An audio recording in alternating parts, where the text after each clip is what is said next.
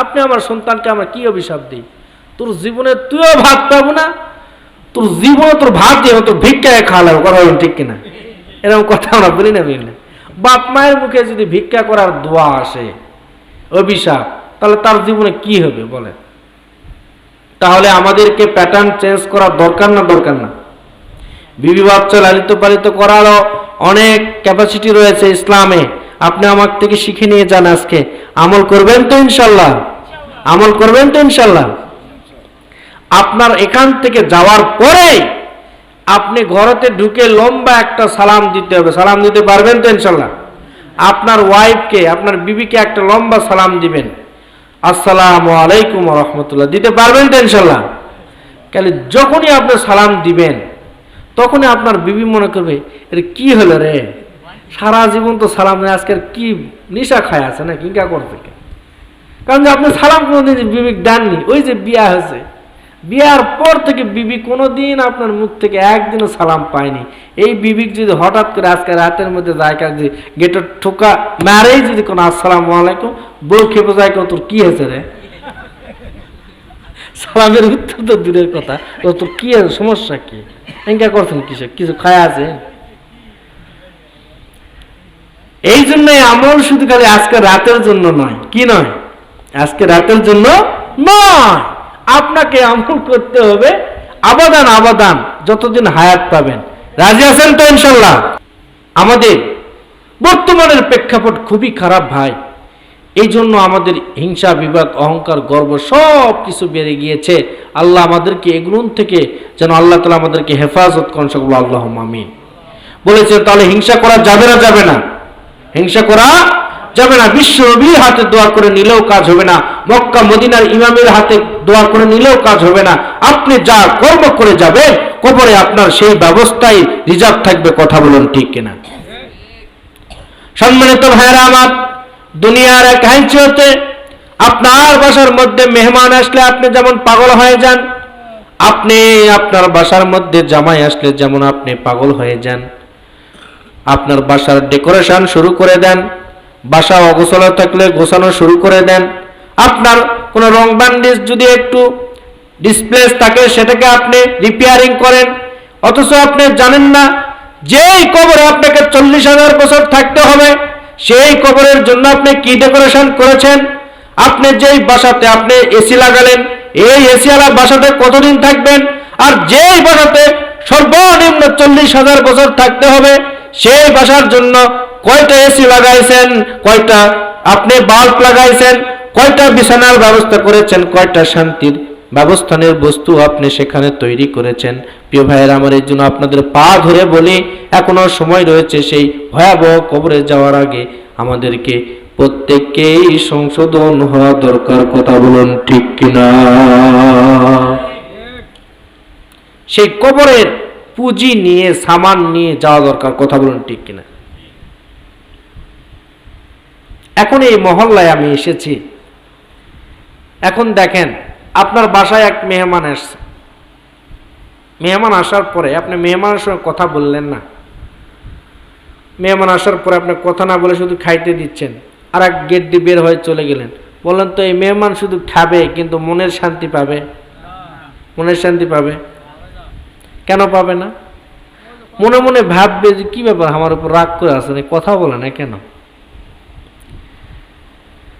ঠিক আপনারা যদি শুধু বসে থাকেন আর আমার কথার যদি কোনো যদি হ্যাঁ হো ইশারা টিশারা না দেন, আমি বুঝবো মনে হয় আমার কথা আপনারা বুঝতেছেন না। বুঝতে পেরেছেন?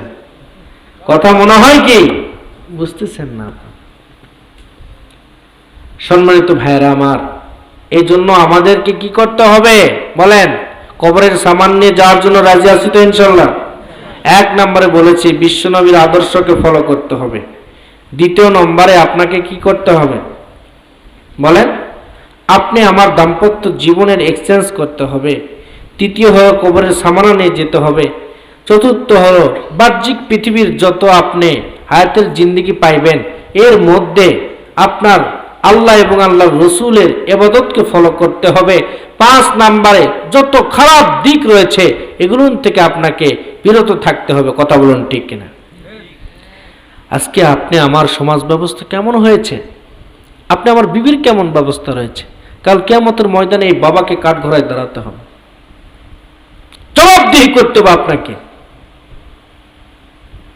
আপনি আমার বিবি বুকে হাত দিয়ে বলতে পারবো? আপনার বিবি যে কত মানুষের চক্ষু দ্বারা জেনার শিকার হয়েছে আপনি বলতে পারবেন না। আপনি মনে করেন শুধু মানুষের সঙ্গে ডাইরেক্টলি জেনা করলে জেনা হয়, সেটা জেনার পাপ হয়, কিন্তু কখনো কি জানেন চক্ষু দিয়ে একটা অপর বেগানা নারীকে দেখলেও সেটা জেনার গুনাহ হয়? আপনি কখনো জানেন না। আপনার বিবি আপনার বেগানা ভাবে রাস্তায় চলাফেরা করে, আপনার মেয়ে রাস্তায় চলাফেরা করে, এমন তো অবস্থায় যদি মানুষ যদি সেগুলো দেখতে পায়, তার চক্ষু দিয়ে দেখবে, মনে কল্পনা করবে, খারাপ ধারণা করবে। এই যে চোখের দ্বারা যে জেনার গুনাহ, অন্তরের দ্বারা কল্পনার গুনাহ, আপনার বিবিকে যে কত মানুষ কল্পনার ধর্ষণ করেছে, আপনার বিবিকে যে কত মানুষ চোখ দ্বারা ধর্ষণ করেছে, আপনার বিবিকে যে কত মানুষ হৃদয় দিয়ে ধর্ষণ করেছে, এত আপনার মা এবং আপনার বিবি, আপনার বোন, এতগুলো মানুষদেরকে আপনি যদি একটা যদি প্যাকেটিং এর মধ্যে না রাখতে পারে, যদি এত ধর্ষণের শিকার করেন, কাল কিয়ামতের ময়দানে ভাই হিসাবে কাঠগড়ায় আপনাকে দাঁড়াতে হবে, বাবা হিসাবে দাঁড়াতে হবে, আপনাকে এরকম সন্তান হিসাবে দাঁড়াতে হবে। আপনার কোনো সার নাই।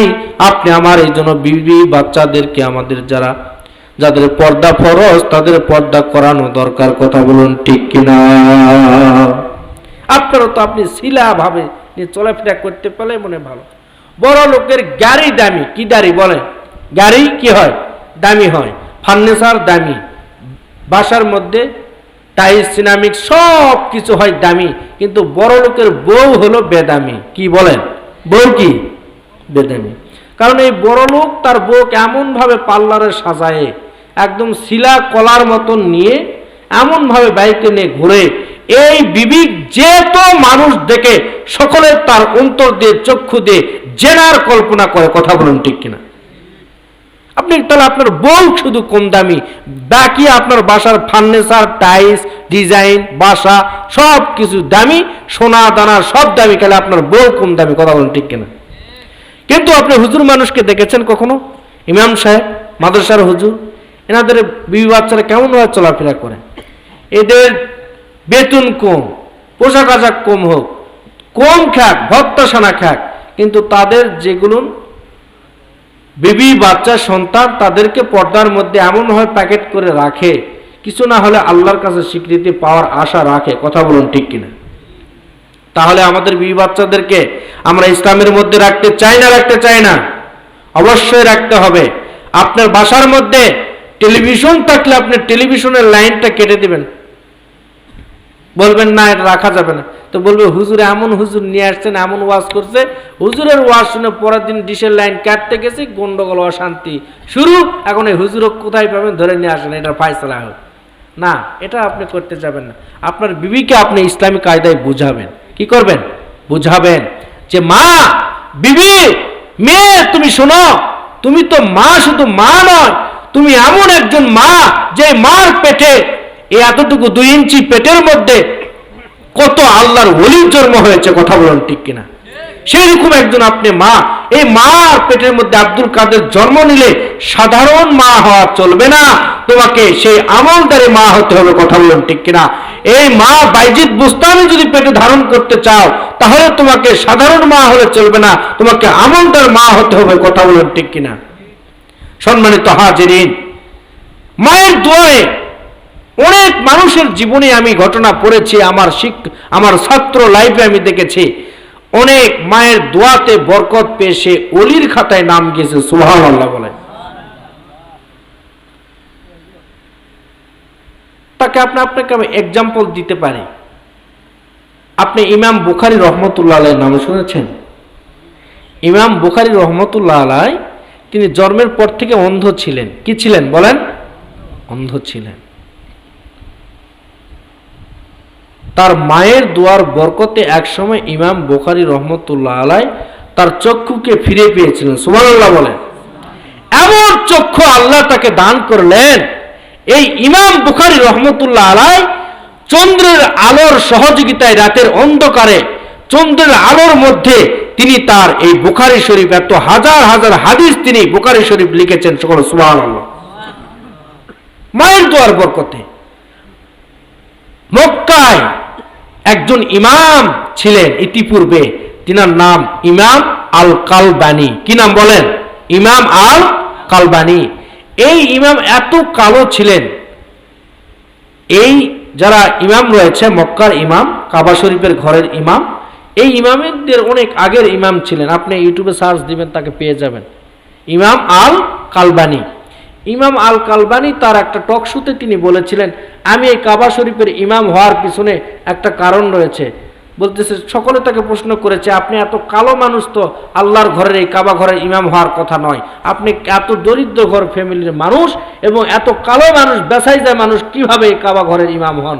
আপনার একটু জীবন বৃত্তান্ত বলেন। তিনি তার জীবন বৃত্তান্ত টক শোতে বলতে গিয়ে বলেছিলেন, আমি এই কাবা ঘরের ইমাম হয়েছি একটা কারণে। কি কারণে? একটা কারণে। কার কারণ? হচ্ছে আমার মা। তার কারণ কি? আমার মা।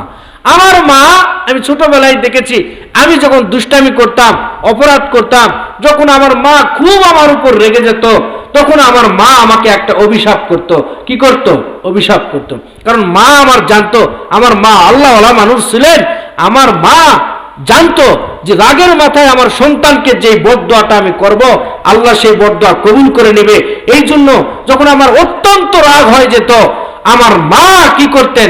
আমার মা বলতেছে, আমার যখন খুব রাগ হয়ে যেত, আমি তোমাকে অভিশাপ করতাম ঠিকই, কিন্তু অভিশাপের ভাষাটা ছিল এমন যে আল্লাহ তোকে কাবা ঘরের ইমাম বানায় দেখ। চিল্লাইব সুবহানাল্লাহ। তার মা যখন এই সন্তান দুষ্টামি করত, বদমাইশি করত, যখন রেগে যেত, তার মার যখন খুব গুসা এসে যেত, রাগান্বিত ভাব হয়ে যেত, তার মা তার অভিশাপ না দিয়ে, জীবন ধ্বংস হয়ে যাওয়ার অভিশাপ না দিয়ে, রাগের চোটে তার মা জানতেন আমি যে এই সময় যেই প্যাটার্ন অবলম্বন করব, যে দোয়া অ্যাপস অবলম্বন করব, আল্লাহ তো সেটাই কবুল করবে। তৎকালীন এমন আমি একটা কথা বলবো সেটা যেন কাজে লাগে যায়।